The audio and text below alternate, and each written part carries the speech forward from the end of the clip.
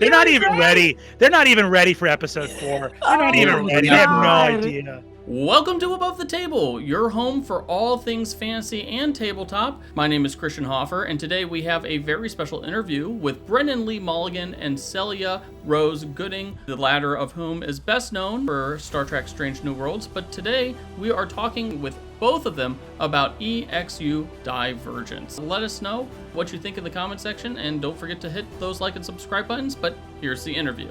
So what do you think Nia thinks about the gods being reborn as mortals? What would she think about that?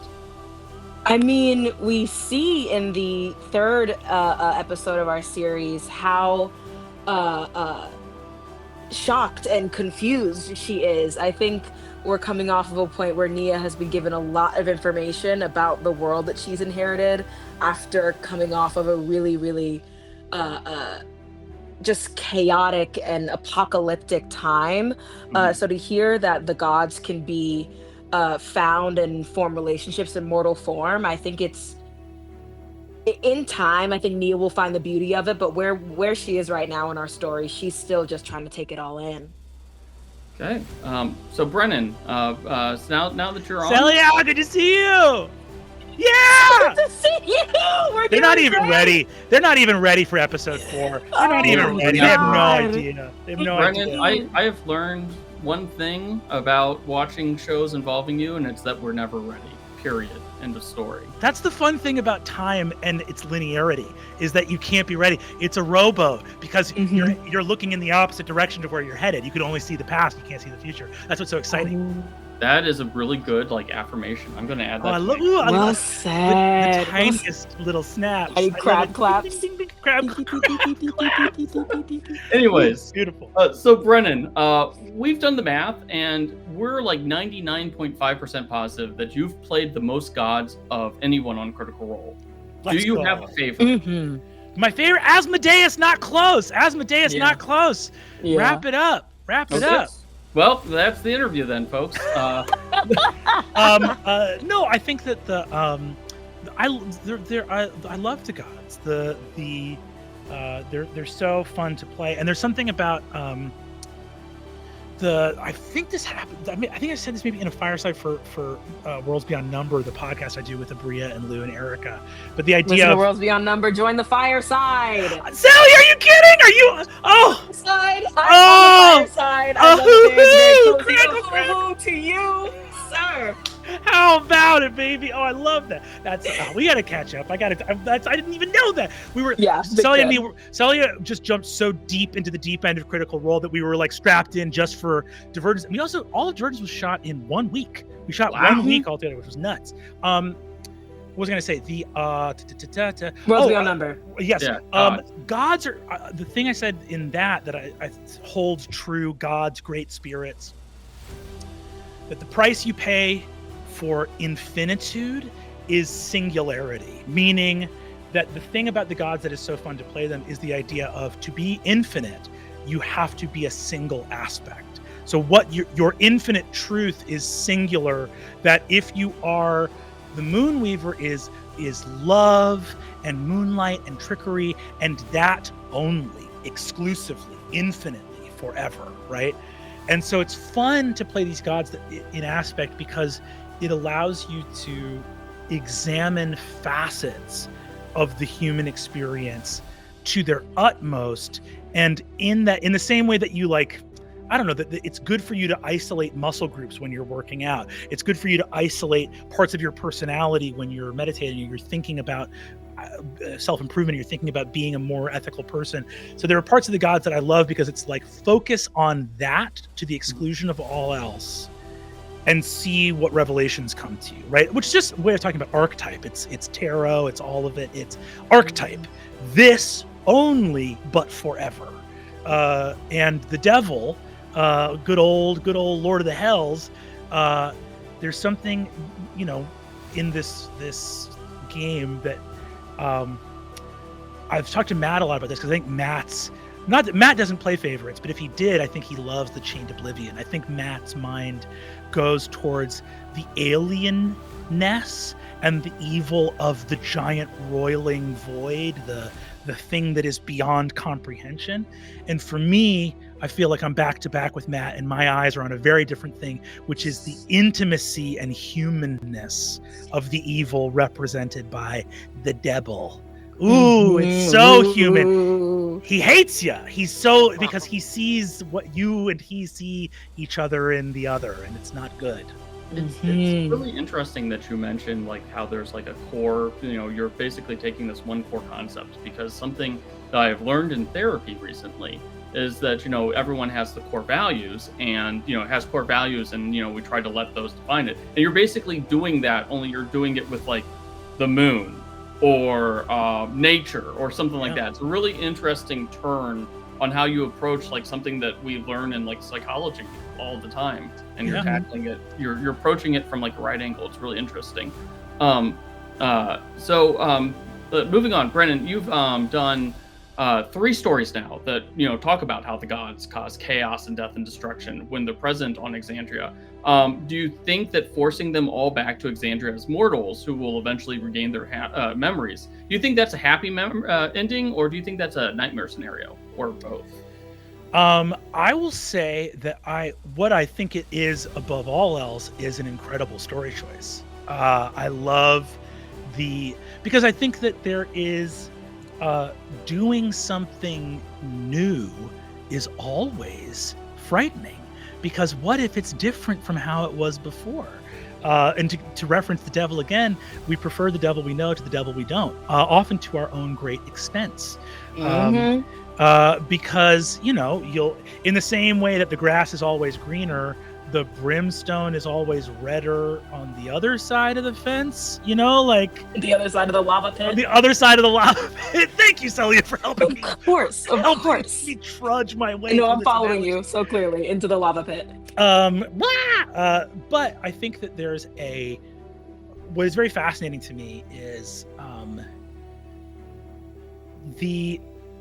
what we see in aspect of the gods throughout this. And I think for me, like, the different ways you see them in these chapters, like the prime deities are almost totally absent from the story of Calamity. Calamity is really about how mortals can absolutely fuck up the world. And obviously the betrayers are at cause and fault of the Calamity unfolding, but certainly mortals helped it get back there, right? We see the choices that mortals make to unleash those evils back on the world. Downfall to me is a meditation on if the horror of the betrayer's success is Calamity, and the horror of the prime's failures or inability, getting to a point where one by one other choices peeled away from them, right? And that, like, for better or for, and to me, the ultimate the ultimate criticism of the primes within Exandria is their refusal to turn their back on the betrayers. And I know that there are many different beautiful, well-argued points on every side, which is how you're making good art, is that there's different perspectives on it.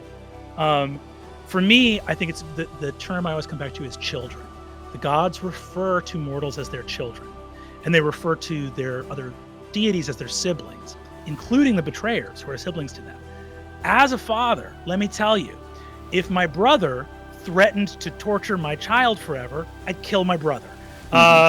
And I can be definitive about that in terms of my own relationship to the prime deities. But then we get back to Divergence, where we see, I think, in a way, if there's a point or something about, especially through Nia and Liana and the Moonweaver, there is something that's almost like the healthiest relationship I can have is to be in my context. If I'm going to be infinite and idealized, let me be in a realm of ideals. Where this gets messed up is when the ideal comes around and has like real hands and real feet in a real world. And it's like, this world makes you complex. This is the real world where complexity reigns.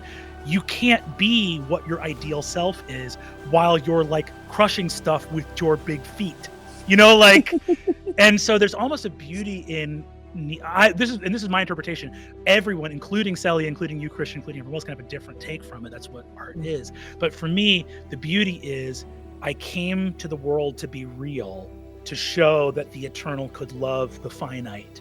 And now as I go back to the eternal, this bond remains as far apart as we are. I don't know, I'm thinking about An American Tale, like they're literally singing to the same moon weaver connection. Hello. Themes, patterns. I'm rambling, but that's my point. No, you got it. No, I love it. I could listen to you ramble all day. In fact, I have spent days. Hell yeah. Nia is Fievel confirmed. Yes, 100%. Yep. So Celia, what was it like? You got a Critical Role T-shirt after making one appearance. That's got to be like a new record. How does it feel to be like embraced by the critter community, to be embraced by the fans, and to really, you basically got like the coronation treatment on day one, so to speak. I feel really, really spoiled. Truthfully, it is a theme of my life. If you look through my career, where a lot of experiences that I just didn't think I was going to have access to fall into my lap, and then I have to do the really hard thing of learning on the job as the things are going.